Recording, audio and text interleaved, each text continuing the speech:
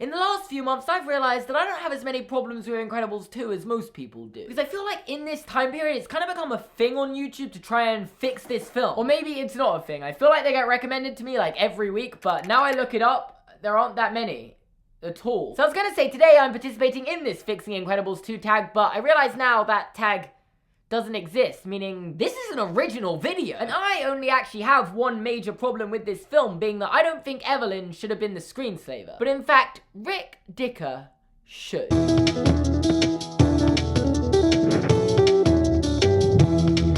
Now don't get me wrong, I don't think the Screenslaver was a bad villain, I just think it could have been better. But I'm gonna be honest with you, Evelyn's plan makes absolutely no sense. She's living in a world where superheroes are illegal, so she helps her brother build tech to make superheroes legal again, only so that she can eventually mind control them and make it seem like they want to take over the world so that they can be made illegal again? Like, couldn't she have just got them to mess up while they were still illegal? Or, you know, just done nothing? Without a doubt. They were pretty much hated by all of society until she started helping them, and her plan backfires to an unbelievable extent, making superheroes legal again. And I mean, villains' plans go wrong. That's kind of a thing with superhero films. But I've never seen a plan go this wrong ever. I don't know, maybe she was hoping they'd all get sentenced to death or something after they crashed the ship into the city, but I don't get it. And for that reason, I don't think she comes close to Syndrome, who's basically the perfect villain. I mean, I'm no expert when it comes to anything,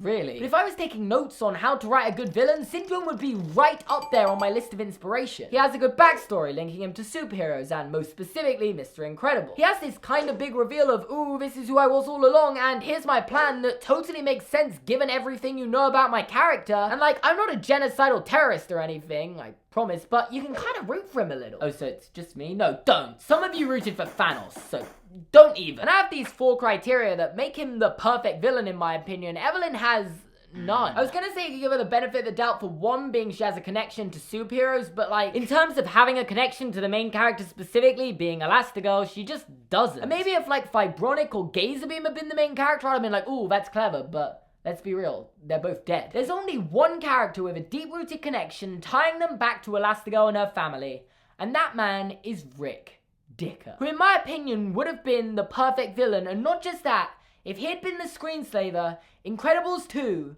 would be better than the original. Like, just going off the list of criteria I said make Syndrome a perfect villain, he fulfills all of them. As I just said, he obviously has a link to Supers and Elastigirl in particular, and I think the twist would have actually worked if he'd been the Screenslaver, because it would have actually been a twist that people didn't see coming. So a twist. Because I don't know about you, but I feel like Evelyn being the villain was one of the most predictable reveals ever. Right from her first line, it's implied she has a different opinion to Winston about the Supers. Or Dad could have taken Mom to the safe room as soon as he knew there was trouble. I disagree strongly. And well, she's lurking in the shadows in about every single scene she's in. And like, even if she was a red herring all along, the only other character it could have realistically been was Winston, and well, that wouldn't have been that shocking either. Just a tip for writing twist villains, make sure the options are more than 2. Rick Dicker, on the other hand, would have been a twist. That's a shocking reveal I don't think anyone would have seen coming. And similarly to Syndrome, he was introduced at the start, you don't think much of his part, and then boom, he's back, and bet you didn't see that one coming. Also, while the plan doesn't really make sense from Evelyn's perspective, it does make sense from Rick Dicker. This is the man who we know as good as lied to the Pars at the end of the first movie about the possibility of supers being re-legalized. Does this mean we can come out of hiding?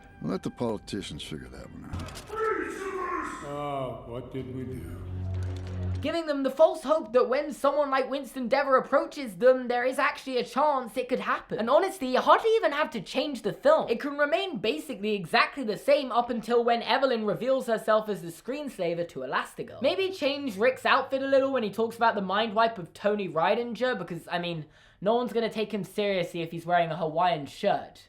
Or, you know, keep it exactly the same, because imagine the meme. Also, I can totally imagine Thanos wearing a Hawaiian shirt, so maybe that isn't a bad thing for a villain to be able to pull off. The only real change you have to make is when Evelyn's explaining her plan to Elastigirl, Rick Dicker should be there too. Because if he was here in this scene explaining how he and Evelyn came up with this plan together, it would change everything about this film. Maybe even one-upping Syndrome's credentials as a villain. Which is obviously a near impossible thing to do because it was such a great plan. He had to get backstabbed by Mirage and his own machine for it to fail. Getting backstabbed once is one thing, but twice, well, that's just plot convenience. Meaning the only way I think the Screenslaver could have possibly topped Syndrome is if they pulled an Emperor Palpatine on us. Like, oh, Darth Vader is such a great villain, how do we top him? Oh yeah, just reveal he's been working for someone more important and more powerful than him the entire time. Well, that's why at some point during the film, I think Rick Dicker should have revealed that Syndrome was working for him the entire time, which wouldn't even be hard to implement. There's a reason why this has been a popular theory forever. It provides us with a solution to how Syndrome found the locations of the supers, because that wouldn't have been that hard if someone working for the NSA was providing it for him. We know Rick Dicker is kind of shady and lied to this family multiple times before, including about Jack's power set, which he clearly knows about but doesn't tell them. And well, at the end of The Incredibles, he even says They've frozen all of Syndrome's assets. how would he even be able to do that? I'd go on because there's more, but you get the point. And with this change, here's how I think Rick and Evelyn's monologue scene would have played out. Oh, well, I tried to kill off all the supers using Syndrome and his technology, but he went rogue in the end and the grand plan didn't work, as you're still here. After that, I knew you'd be more suspicious of any superhero work in the future, so I gave you false hope that you could be re-legalized after the whole Omnidroid incident. Meaning when you were eventually approached by superhero fanatic Winston Dever,